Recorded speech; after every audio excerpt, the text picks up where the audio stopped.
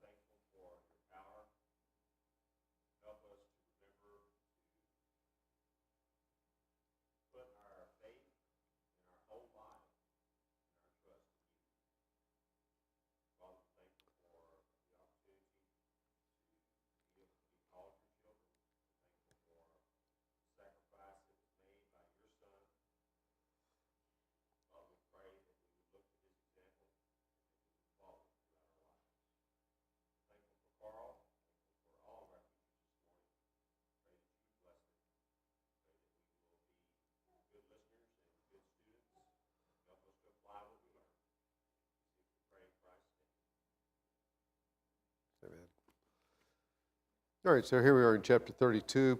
I want to thank first Pat. Pat taught Wednesday night, and I was out of town, and appreciate him directing the study, looking at the prophet Isaiah. Chapter 32 and verse 10. This is a section of which I call, actually verse 9, spiritually lethargic women. And so you'll see how it goes. He says, "Rise up, you women who are at ease. Hear my voice, you compliant daughters. Give ear to my speech. A little more than a year, you will shudder, you complacent women.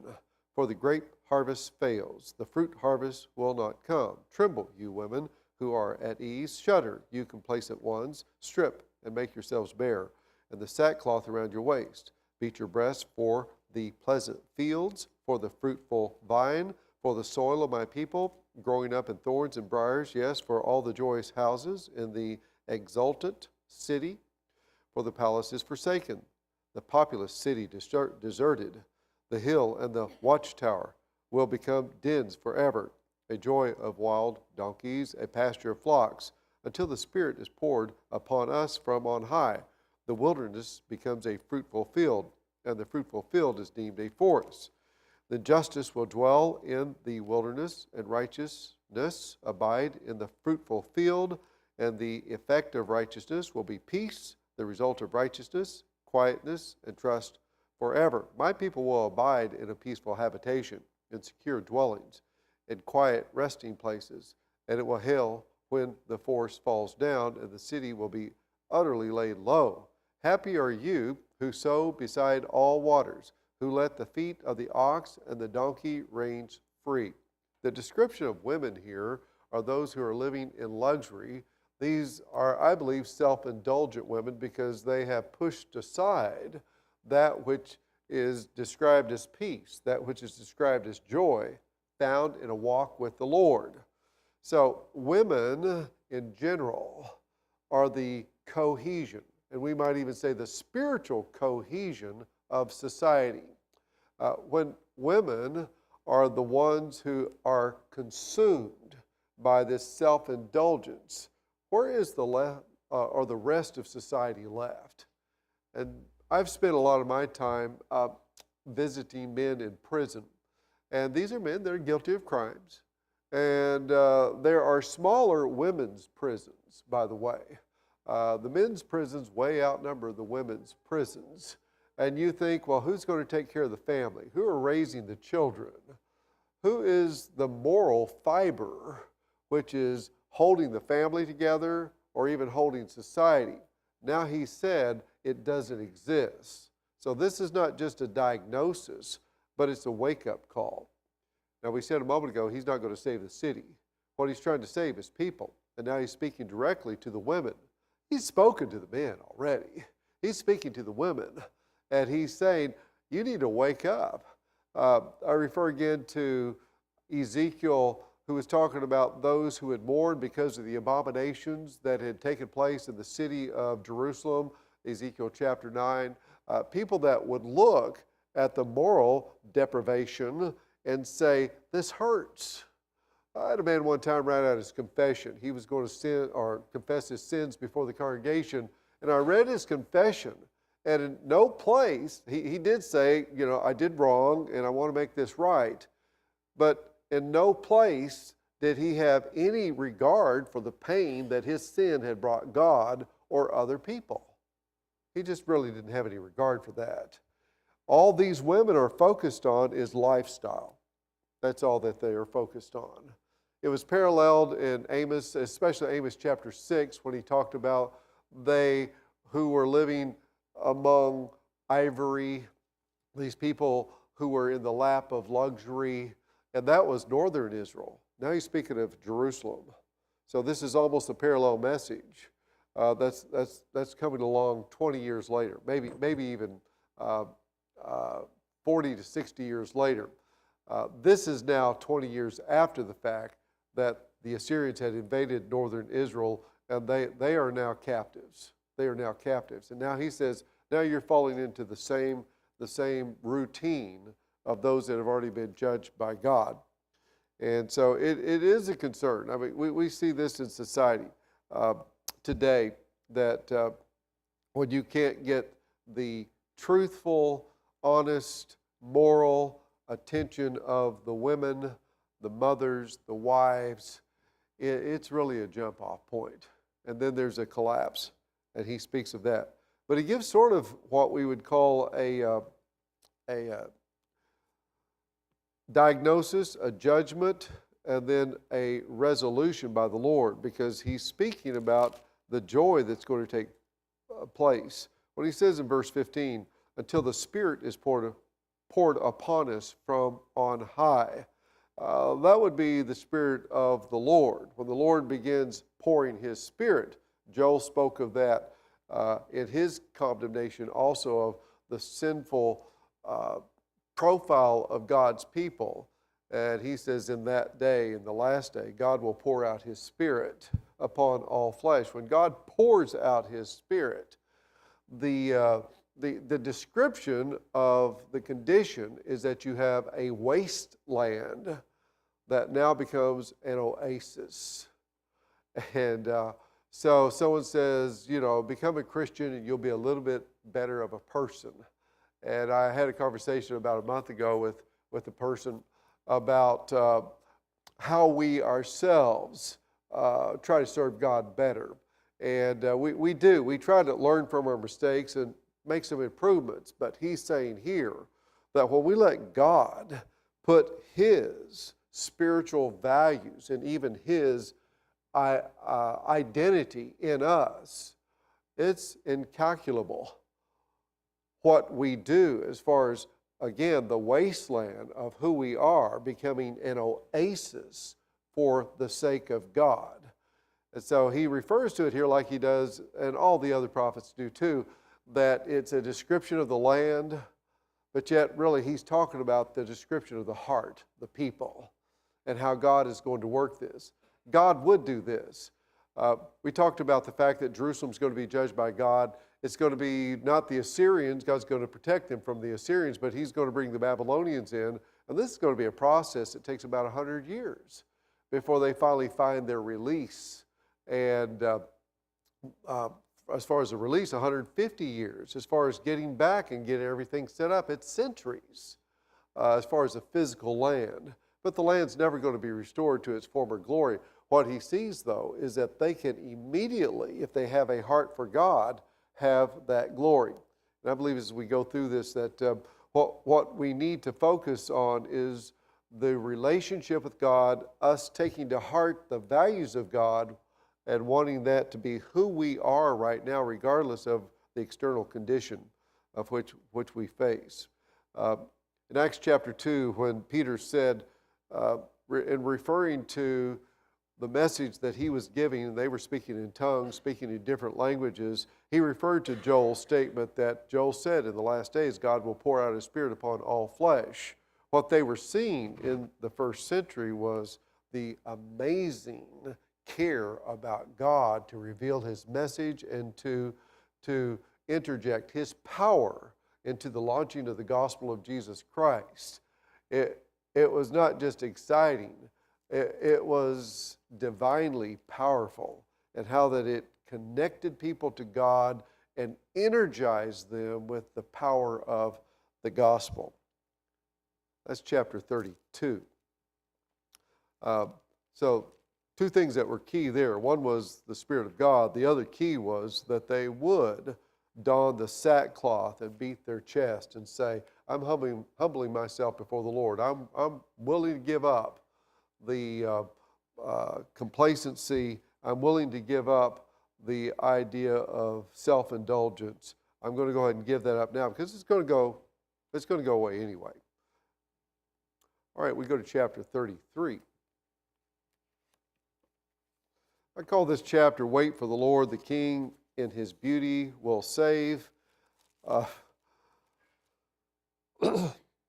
I rephrase this so it helps my mind, but the idea is, who is God? God is defined by people as different things. We can say God who is almighty, God who is omniscient, he's all-knowing, God who is omnipresent, he's everywhere. And when you read through the book of Isaiah, especially, what you see is God is described as beautiful.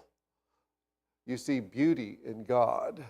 And so what they were losing sometimes would be their past, like the Apostle Paul in Philippians chapter 3, where he says that, I'm not in any way trapped by my past. I leave that behind. I press for the prize of the high calling of God. He's saying there's something more beautiful. The Apostle Paul talked about all of his accolades, of which he says that's just rubbish. What I'm holding to is God. For me to live as Christ, to die as gain. It's better to be with Christ than to have anything that would be of this earth and whatever my accolades are. In other words, the beauty that I see in walking with God and knowing God, that is powerful. So we look at this language, we see it in chapter 33. He says, all you destroyer, you who you yourself have, I'm going to start over. All you destroyer, who yourself have not been destroyed. You traitor, whom none has betrayed. When you have ceased to destroy, you will be destroyed. And when you have finished betraying, they will betray you. So I think immediately what he's talking about is the big power of which Jerusalem was afraid of. And that is later identified as Lebanon, but figurative of the Assyrian Empire. And God is telling Jerusalem that he's going to bring judgment upon them, but he says, I'm going to bring judgment upon everyone. Don't look to see what the biggest power is that's going to be left standing. I'm going to bring judgment upon them. And the message is to Assyria. Assyria's not listening, by the way, but the message is to Assyria that they are a destroyer, but they're going to be destroyed because the Lord is sovereign. Verse 2, O Lord, be gracious to us. We wait for you. Be our arm every morning, our salvation in the time of trouble. At the tumultuous noise, peoples flee. When you lift yourself up, nations are scattered, and your spoil is gathered as the caterpillars gather, as locusts leap. It is leapt upon. The Lord is exalted, for he dwells on high. He will fill Zion with justice and righteousness. We see those two words that were used in the previous chapter. Zion is righteousness and judgment. God, the King, Messiah, is righteousness and justice. Go to Isaiah chapter 33, verse 6, and he will be the stability of your times, abundance of salvation, wisdom, and knowledge. The fear of the Lord is Zion's treasure. The most important thing, and you'll see this, like, for instance, Proverbs chapter 1, where he talks about the idea of the fear of the Lord is the beginning of wisdom, or the fear of the Lord is the beginning of knowledge.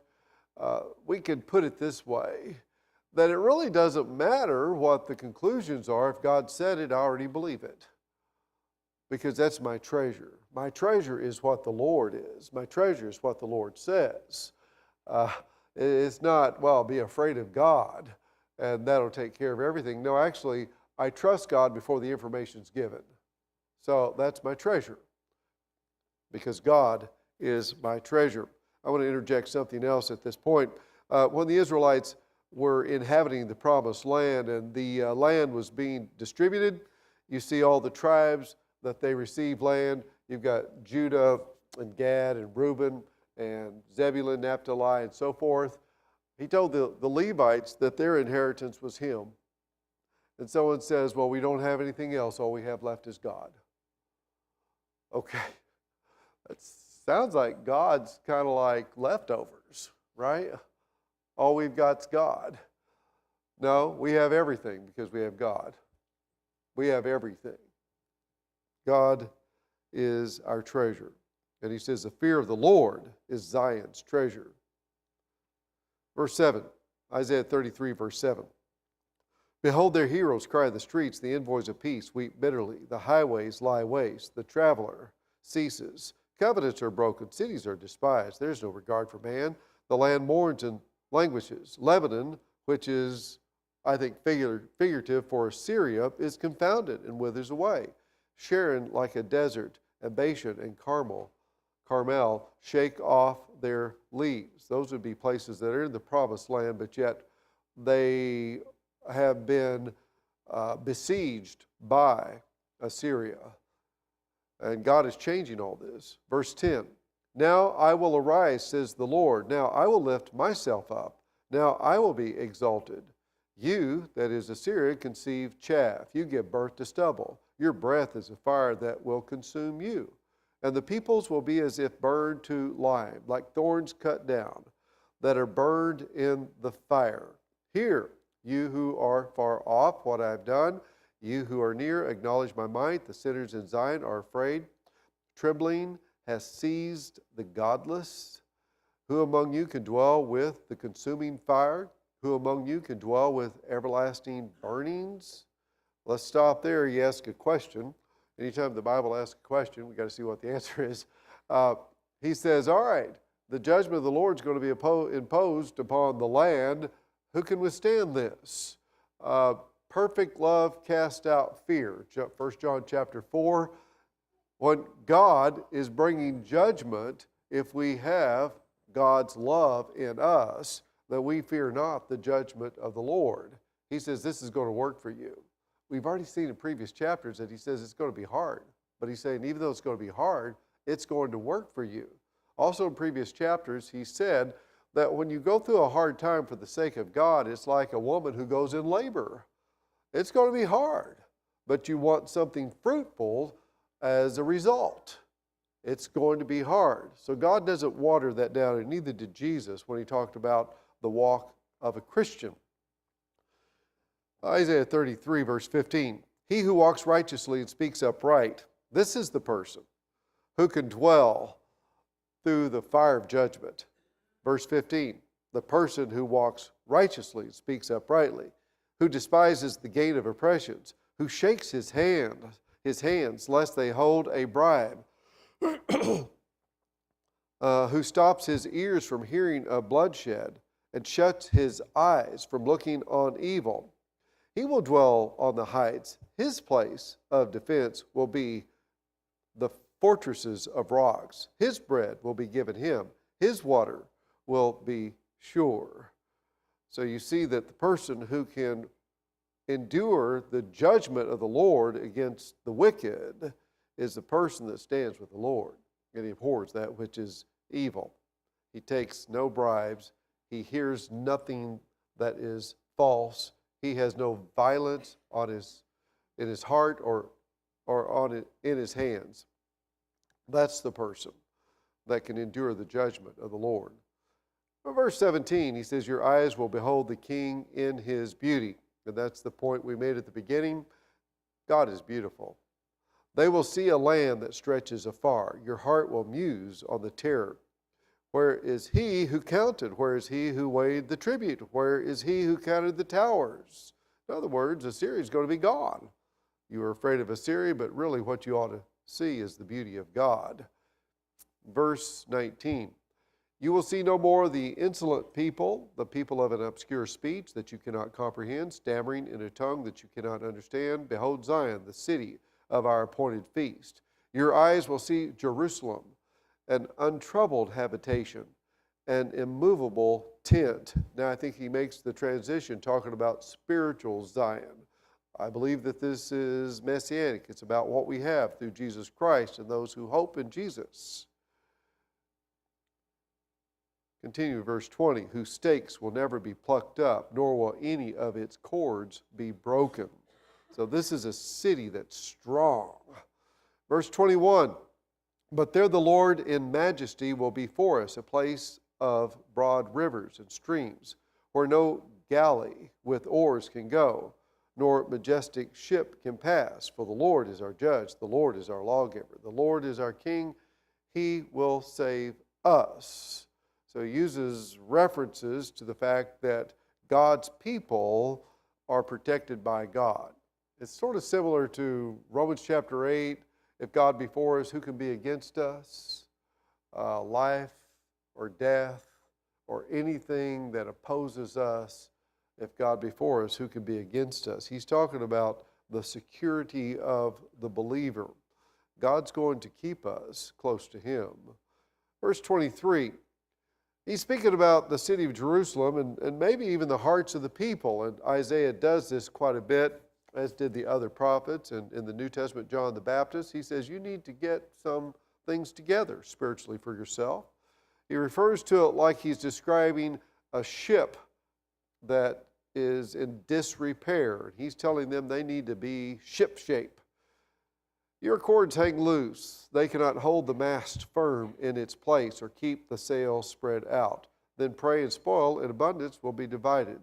Even the lame will take the prey, and no inhabitant will say, I am sick. The people who dwell there will be forgiven their iniquity.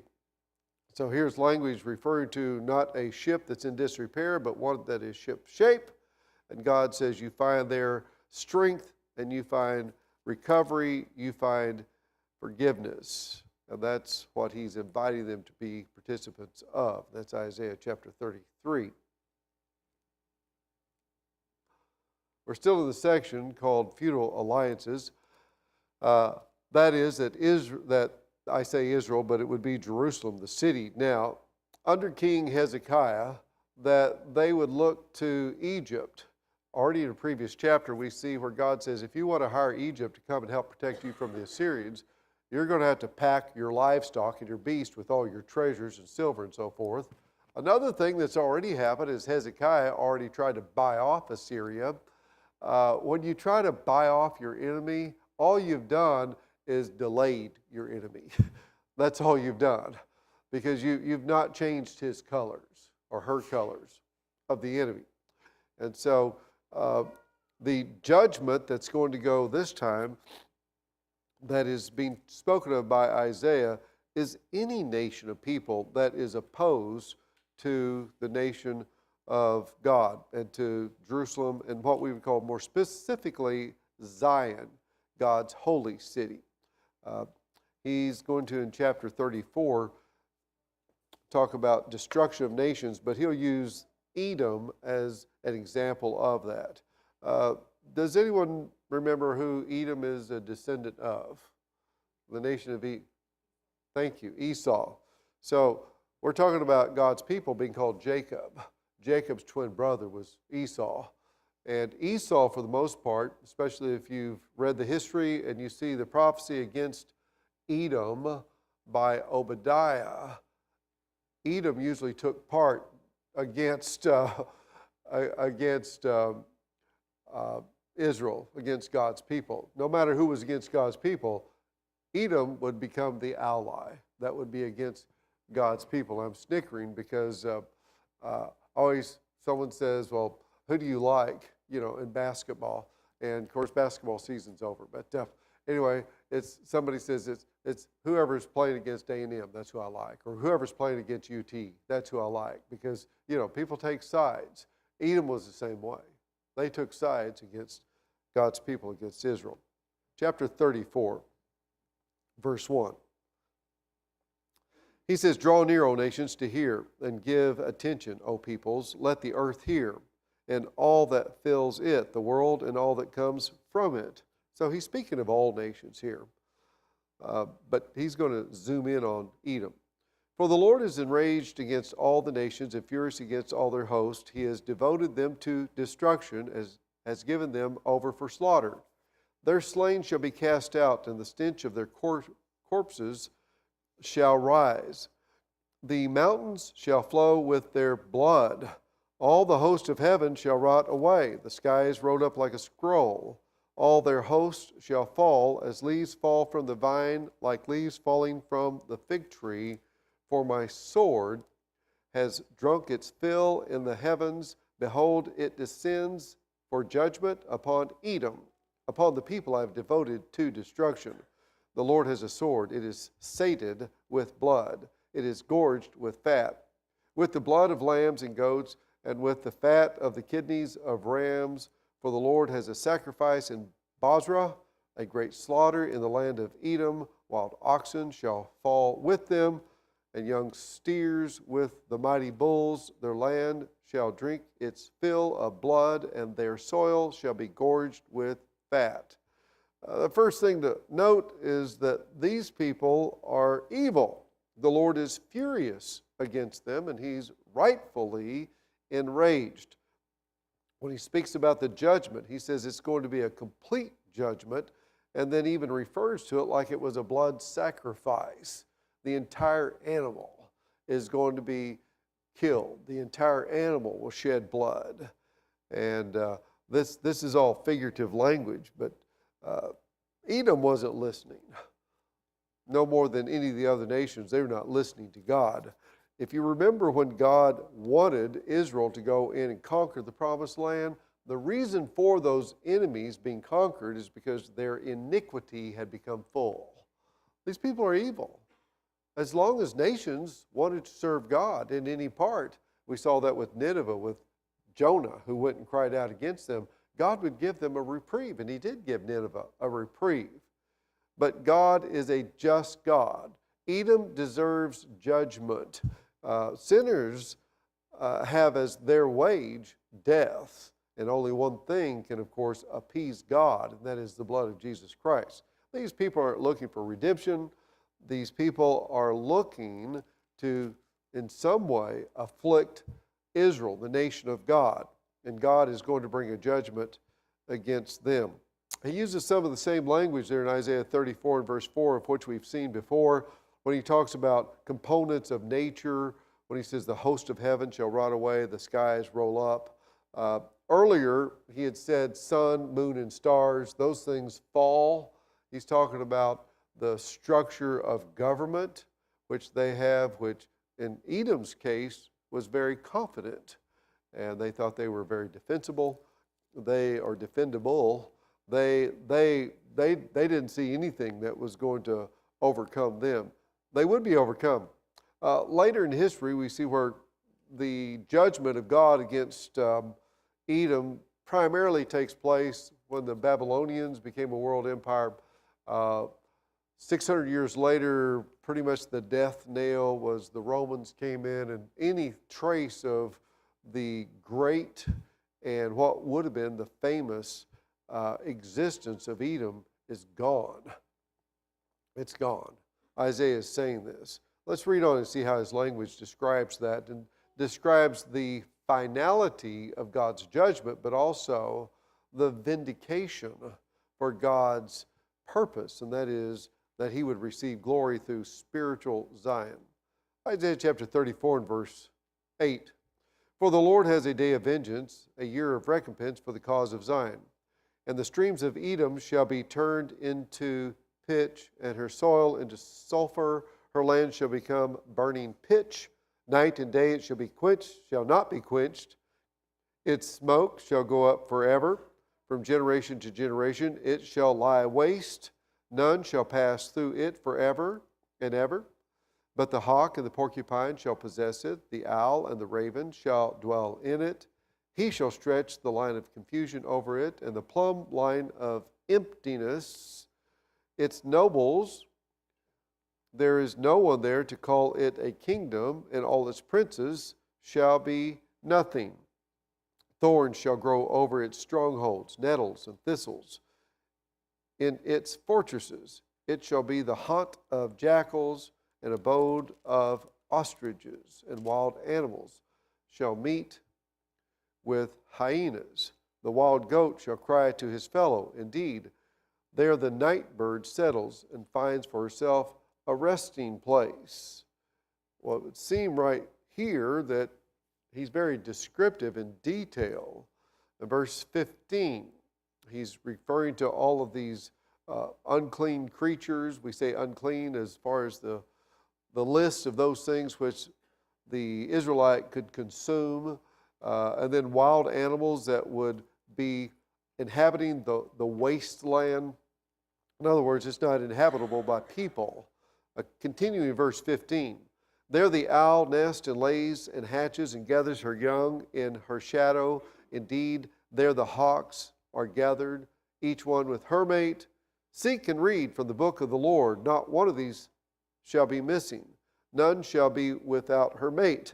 For the mouth of the Lord has commanded, and his spirit has gathered them. He has cast the lot for them. His hand has portioned it out to them with the line. They shall possess it forever. From generation to generation they shall dwell in it. So God is a just God. What they deserve is what they're going to get. Uh, Usually when man tries to seek revenge, he doesn't have the proper justice, and God kind of gave them a measuring stick, eye for an eye, tooth for a tooth, life for life.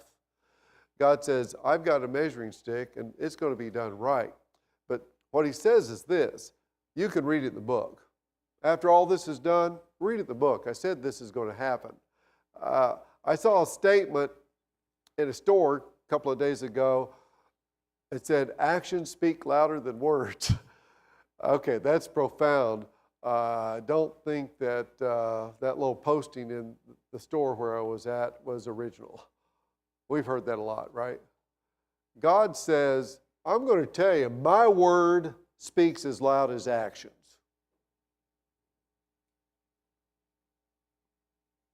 And he's going to speak with both actions and words. So read it in the book. Jesus said when he described the destruction of Jerusalem in Matthew chapter 24, he said, heaven and earth will pass away, but my words will not. In other words, my word speaks as loud as actions. And you look back at my word. It's truth, it's eternal. And that's what the prophet is saying about God, that this is going to be a judgment upon Edom. And we would say that it's predictive, but really this is telling us something about God, that God can do what he says. And God's not going to reverse this. Everything about Edom which the Lord dictates is true. Chapter 35. Isaiah chapter 35 is the last chapter in this section of which we call feudal alliances. But in this chapter, he now focuses on the remnant. And so instead of having alliances, the remnant's going to focus on God. That's when the wasteland becomes an oasis through a relationship with God. Chapter 35 and verse 1. He says, the wilderness and the dry land shall be glad, the desert shall rejoice and blossom like the crocus. It shall blossom abundantly and rejoice with joy and singing. The glory of Lebanon shall be given to it, the majesty of Carmel and Sharon. They shall see the glory of the Lord, the majesty of our God. Strengthen the weak hands and make firm the feeble knees. Say to those who have an anxious heart, be strong, fear not. Behold, your God will come with vengeance. With the recompense of God, he will come and save you. So when he tells them about the joy and the beauty, the majesty that comes with God, they can rejoice, they can sing, and someone says, well, if you knew what my life's about, it'll never turn that way. I hear that language a lot from people. I would be joyful, but, and he's saying this, he says, strengthen the weak hands, make firm the feeble knees. Quit putting trust in yourself.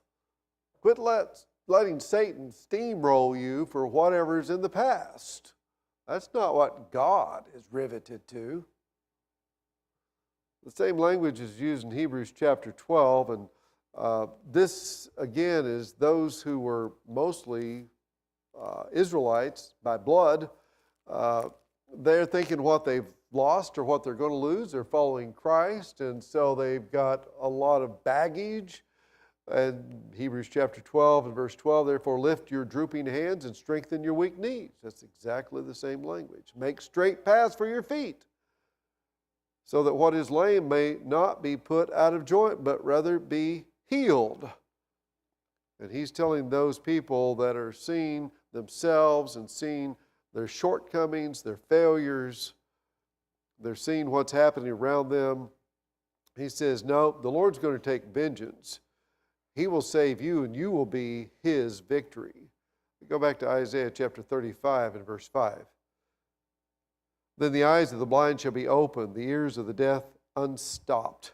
Then shall the lame man leap like a deer, and the tongue of the mute sing for joy. For waters break forth in the wilderness and streams in the desert. The burning sand shall become a pool, and the thirsty ground springs of water.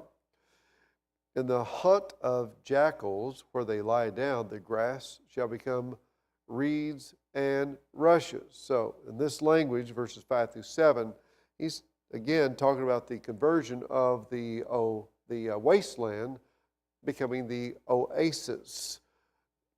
Those things which were predatory in nature now are not a factor. We have fruitful land. We have deer. We have water springing up. Verse 8, and a highway shall be there, and it shall be called the way of holiness. So this is the way of life, the way by which we walk our journey, the way of holiness. That was the way of which John the Baptist was preparing the way for Jesus, for people to have a heart that want to be on the way of holiness. Continuing verse 8, the unclean shall not pass over it. It shall belong to those who walk on the way. Even if they are fools, they shall not go astray. So no one's going to be perfect, but everyone is in the way. Kind of 1 John chapter 1, that if we walk in the light as he is in the light, what are we trusting? We're trusting the light. That's why we're walking that way. We're not perfect people. He says, if a man say he has sin, he's a liar and the truth is not in him. God is light, and in whom is no darkness. That's the way in which we walk. 1 John 1. Back to Isaiah 35 and verse 9. He says, no lion shall be there, nor shall any ravenous beast come up on it. They shall not be found there, but the redeemed shall walk there. Quite a bit of what we've said is that leadership among God's people in Jerusalem was corrupt. They took bribes. They were greedy. They lived for lifestyle, for comfort, men and women. And he is saying here that God's kingdom does not have counterfeits. God's kingdom. The Lord knows those who are his. 1 Timothy chapter 2. He knows our name. He knows who we are. Matthew chapter 5, the Sermon on the Mount, Jesus said in the Beatitudes, a description of the people of God. They are the pure in heart. Those are the people in God. It's not some